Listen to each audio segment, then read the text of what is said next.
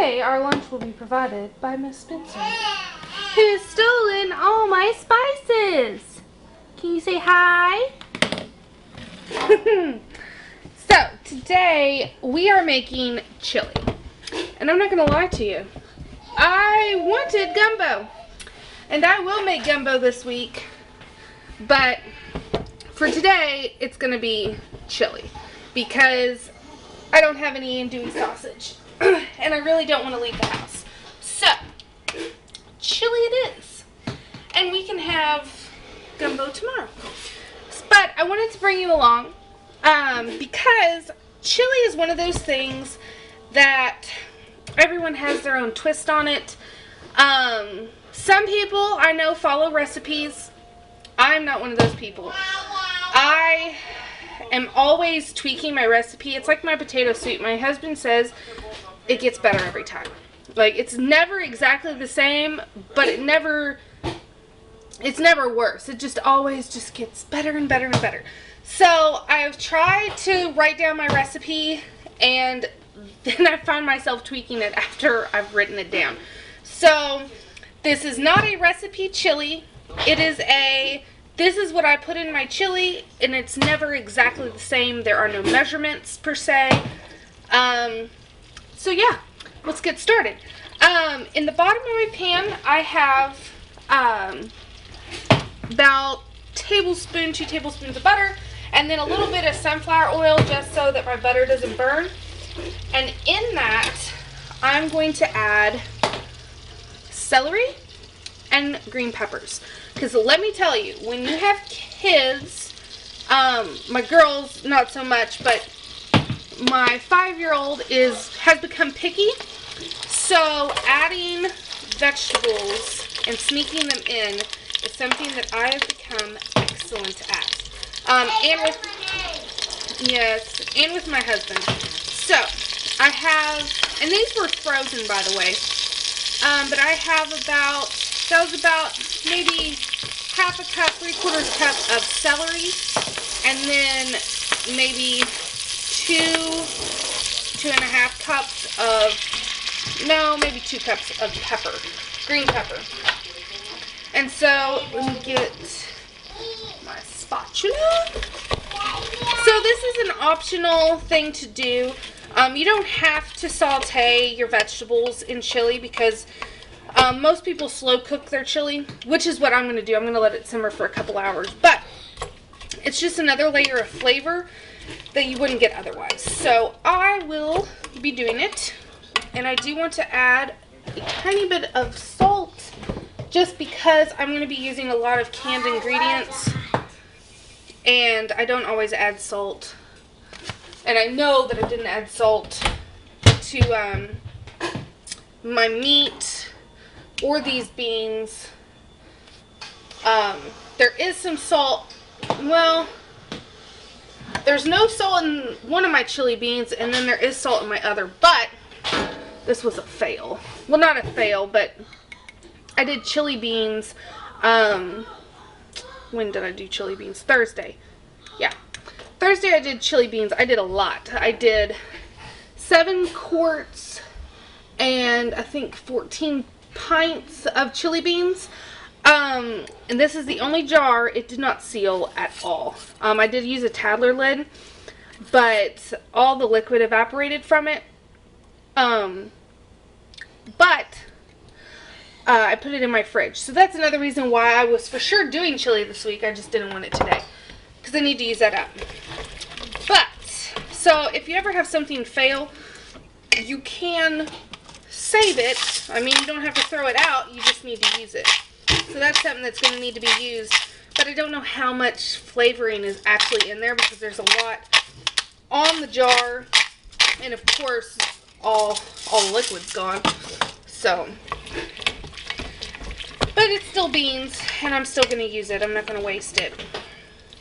So, let me turn up the heat a little bit. I'm going to let this saute, and while this is sauteing, let me bring you over to show you the rest of the stuff we're going to be. Yes, in a minute. Okay, so I have my chili beans that I just did. I have my chili beans from July. This is the last jar from July's. So I'm going to do both those. And then I'm going to put in some of my black beans that I just did. I'm not draining these. I will drain my black beans. And then we're going to use turkey, ground turkey for our meat. You can make this vegetarian if you wanted. I've used fresh hamburger, frozen hamburger, my turkey, or my canned hamburger. Any of it works. I will drain this because it's chicken broth in there, and I don't want chicken broth in my chili. But you could put that in there if you wanted. But let me tell you, you cannot tell the difference once this is in chili. So if you think you don't like turkey chili, but you want the nutritional value, and it's essentially fat-free, you can't really tell the difference. So doing that, all my spices, I do have my own home canned crushed tomatoes and my own tomato sauce, but I have these, I'm trying to use them up, and so I'm putting them in there this time. But this is all natural, non-GMO, and actually in the ingredients it's just fresh, here. They're fighting over spices. Fresh vine-ripened tomatoes, tomato puree, salt, and naturally derived citric acid. So I feel comfortable using that. And then I may use some of these, and they're dried chili peppers. This is the other thing, upside down, that I like to put in my chili. I don't always have it on hand, but whenever I do, I love it. Some people like to put chili base in their chili. Move your little fingers. Chili base in their chili, whether it be usually a seasoning packet. But I have found that I love this stuff. All it has in it is beef fat, spices, and let's see. There's one other thing in there.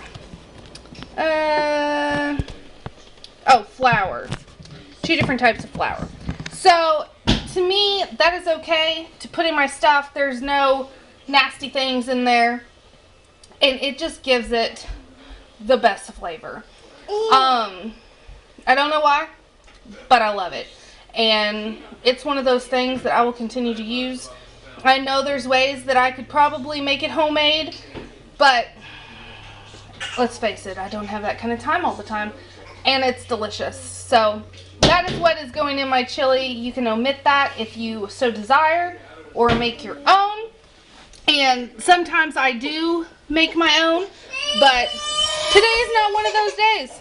So I'm going to let this get a little more soft, and then we're going to start dumping. Okay, so we're going to start chopping. No chopping today. We're going to start dumping all of our ingredients in. That can go in the sink. So first, I'm going to put our chili base in.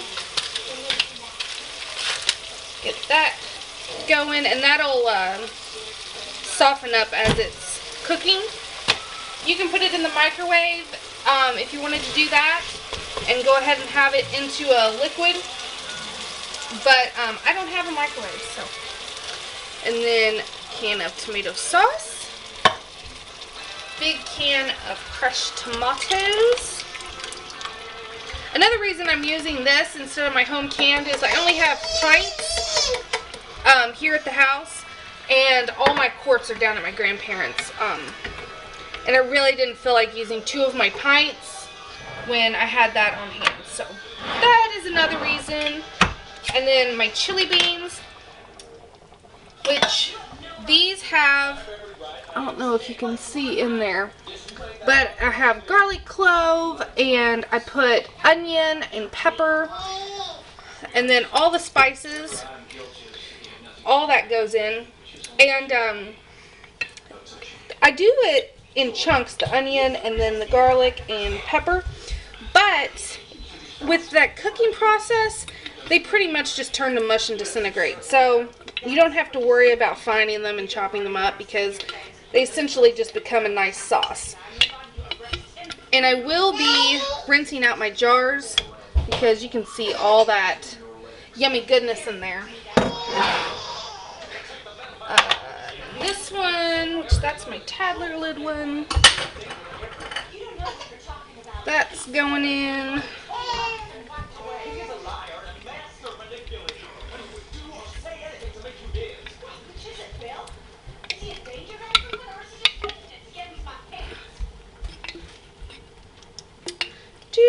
I don't know if I'll have room to put my black beans in. This isn't my normal chili pot. So I don't think I'll be able to put my black beans in. But that's okay. I have 2 quarts beans. To most people that would be plenty. Drain my turkey. And since this was done in the Better Than Bouillon broth, it retains its texture, and it is phenomenal. I love it. Love it, love it, love it. So, yep. Let me tell you, I can fill a pot. Give me a pot, and I will fill it. Okay, now to this, I will add a little more chili powder. And then I'll taste it later after everything has a chance to marry. I'll taste it again, but I do want to go ahead and just add a little more. In my opinion, you can never have too much spices.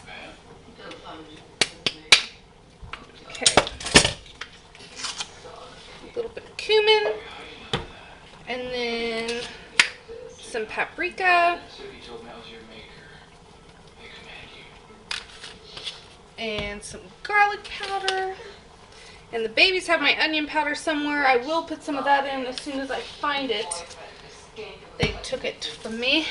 And then I love spice, so we're going to put some red pepper in.